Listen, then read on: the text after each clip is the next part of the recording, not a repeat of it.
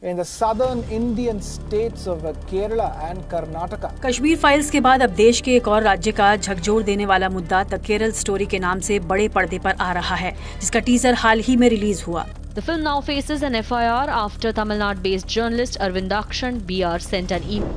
नमस्कार दोस्तों, अभी थोड़े दिनों पहले ही द केरला स्टोरी नाम की एक फिल्म का ट्रेलर लॉन्च किया गया है, जिसमें केरला की 32,000 वुमेन्स की बात की गई है जिन्हें मुस्लिम धर्म में कन्वर्ट कराया गया है एंड ISIS जैसे टेररिस्ट ऑर्गेनाइजेशन ऐसा कर रही है और इन वुमेन्स को टेररिस्ट एक्टिविटीज के लिए यूज कर रही है। और हाल ही में यह फिल्म चर्चा में भी है और कई मीडिया हाउसेस ने इसे कवर भी किया है, जैसे कि Republic TV and Zee News जैसे चैनल्स ने इसे कवर किया है और सोशल मीडिया हैंडल्स पर भी यह न्यूज बहुत तेजी से वायरल हो रही है।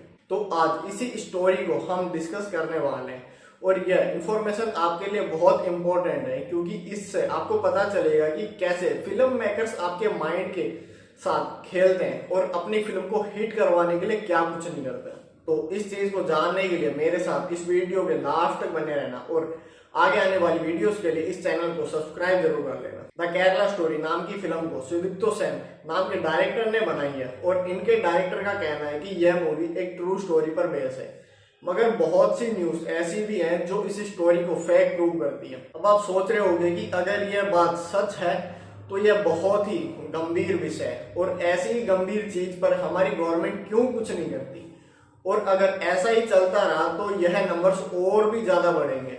एंड इस फिल्म के डायरेक्टर ने ANI के एक इंटरव्यू में कहा था, Believe me, Kerala was, I never find Kerala is so colorless. Kerala was looking black. It is burqa all over. I never saw Kerala vibrant Kerala girls with colorful dresses. जो आप video में देख सकते हो कि उनका कहना था कि यह 32,000 लड़कियां 2009 से 2018 के बीच में कन्वर्ट की गई है। अगर हम इस नंबर को देखते हैं तो यह नंबर फिल्म के डायरेक्टर ने खुद कैलकुलेट किया। 2012 में केरला के चीफ मिनिस्टर ओमेन चंडी ने एक न्यूज चैनल के दिए गए एक इंटरव्यू में कहा था कि 2012 तक करीब 2800 से 3200 लड़कियों ने अपना रिलीजन कन्वर्ट किया था मुस्लिम रिलीजन में, और जिसे इस फिल्म के डायरेक्टर ने 32,000 में कन्वर्ट कर दिया। और इस डायरेक्टर का कहना है कि इन लड़कियों को अलग अलग टेररिस्ट ग्रुप्स का हिस्सा बनाया गया था और यह लड़कियां आज भी सीरिया, अफगानिस्तान और यमन जैसे कंट्रीज की जेलों में बंद है। अगर हम चीफ मिनिस्टर के इंटरव्यू को गौर से देखते हैं तो उन्होंने 2006 से 2012 तक की बात की थी और उन्होंने यह नंबर 2700 के आसपास बताया था। वहीं दूसरी तरफ इस फिल्म के डायरेक्टर कहते हैं कि उन्होंने यह नंबर केवल एक साल का ही बताया था।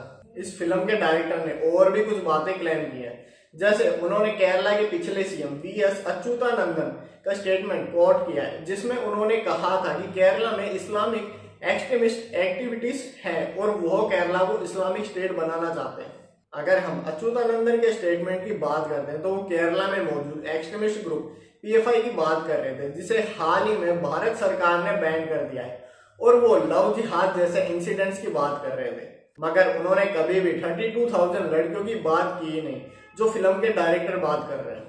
तो अब आपको यही लग रहा होगा कि सब क्या झूठ तो नहीं है ना, क्योंकि इस न्यूज को कई न्यूज चैनल्स कवर कर रहे हैं कि दुनिया भर से लड़कियों को ISIS वाले अपने यहाँ ला रहे हैं और उनके बाद उनका शोषण किया जा रहा है। और आज भी कई लड़कियां ऐसी हैं जो ISIS के साथ जुड़ी होने के साथ साथ जेलों में बंद है, और यह सब सच है कि ऐसा हो रहा है।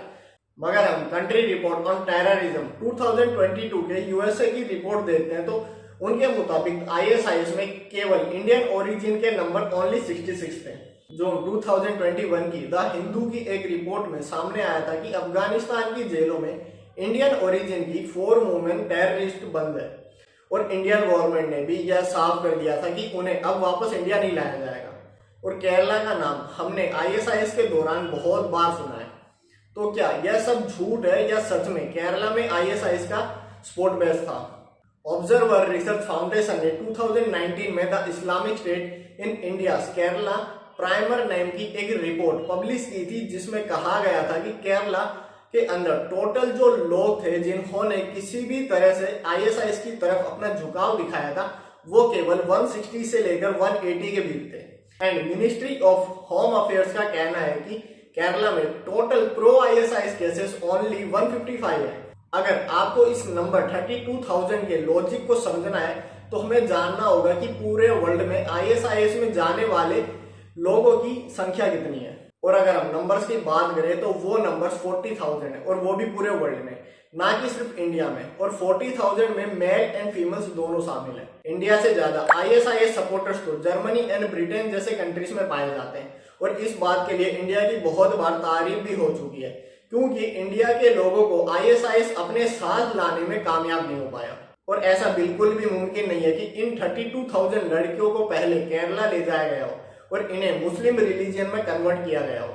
और ट्रेलर के लॉन्च होने के बाद केरला पुलिस ने इन नंबर्स को बेसलेस बताकर इस फिल्म मेकर्स के ऊपर एक FIR दर्ज कर दी है। केरला के एक MP जॉन ब्रिटास ने भी होम मिनिस्टर को एक लेटर लिख के इस पर एक्शन लेने की मांग की है, क्योंकि इस फिल्म को एक ट्रू स्टोरी की तरह बेचा जा रहा है। और इस चीज से केरला कभी भी खुश नहीं होगा, क्योंकि इससे केरला में कोई भी नहीं जाना चाहेगा। और यह हमारे लिए एक लॉस की तरह होगा, क्योंकि हर साल बहुत से टूरिस्ट केरला घूमने के लिए जाते हैं और केरला टूरिज्म में इंडिया को बहुत सपोर्ट करता है। और इंडियन गवर्नमेंट केरला के टूरिज्म से बहुत सा रेवेन्यू भी कमाती है। और ऐसी फिल्म उनकी इस इमेज को डैमेज कर सकती है। मगर ऐसा क्यों हो रहा है कहना बहुत ही मुश्किल है, मगर देखकर यह लगता है कि इस फिल्म के मेकर्स बहुत एक्साइटेड है इस फिल्म को रियल स्टोरी बताकर इससे रेवेन्यू कमाने के लिए। अगर वो इसे एक इमेजिनरी स्टोरी की तरह बेचते तो शायद कोई प्रॉब्लम नहीं होती, मगर वो इसे रियल स्टोरी बताकर उन्हें उनकी पब्लिसिटी ज्यादा बढ़ानी है। और social media and news channels बिना किसी रिसर्च के इस फिल्म की स्टोरी को रियल बता रही है। और जब से कश्मीर फाइल मूवीज हिट हुई है, उनकी कमाई देख अब बाकी मेकर्स भी सोच रहे हैं कि वैसे ही मूवी बनाकर, मगर वो इसमें यह भूल गए हैं कि कश्मीर फाइल्स एक रियल इंसिडेंट के ऊपर बेस है। मगर उन्हें तो अपनी जेब भरनी है, इसलिए वो भी अपनी मूवीज को रियल स्टोरी बताकर लोगों के बीच बेच रहे हैं। और जो क्लेम इस फिल्म में दिखाए गए वो या तो झूठ है या उन्हें बढ़ा चढ़ाकर पेश किया गया है। इससे अगर फ्यूचर में ऐसे इंसिडेंट सच में निकलते हैं तो लोग उन पर विश्वास ही नहीं करेंगे। मगर इस फिल्म को देखकर यह लगता है कि इस फिल्म के मेकर्स इस फिल्म को हिट करने के लिए बहुत उतावले हैं। अगर हम इस फिल्म में काम कर रहे लोगों को देखते हैं तो जो ट्रेलर में जो हमें एक्ट्रेस दिखाई देती है वो अदा शर्मा है, जो अब तक 6 फिल्में कर चुकी है और उनकी सारी फिल्में फ्लॉप है। फिल्म के प्रोड्यूसर विपुल शाह, जिनकी पिछले 10 सालों में एक मूवी हिट हुई थी और वो मूवी भी अक्षय कुमार के साथ थी। और अगर हम डायरेक्टर सुदीप्तो सेन की बात करें तो वो भी बहुत समय से फिल्म इंडस्ट्री से दूर ही है और इस फिल्म में बहुत सी कंट्रोवर्सी भी क्रिएट करती है, जिससे इनको काफी अटेंशन भी मिला है। और इस फिल्म के अगेंस्ट में बहुत सी पॉलिटिकल पार्टीज भी सामने आ गई हैं, जिन्होंने इस फिल्म को बैन करने की मांग की है। तो आपको यह वीडियो कैसी लगी? अगर आपको यह वीडियो अच्छी लगी हो तो प्लीज इस वीडियो को लाइक कर देना एंड इस चैनल को सब्सक्राइब कर देना फॉर मोर इन्फॉर्मेटिव वीडियोस।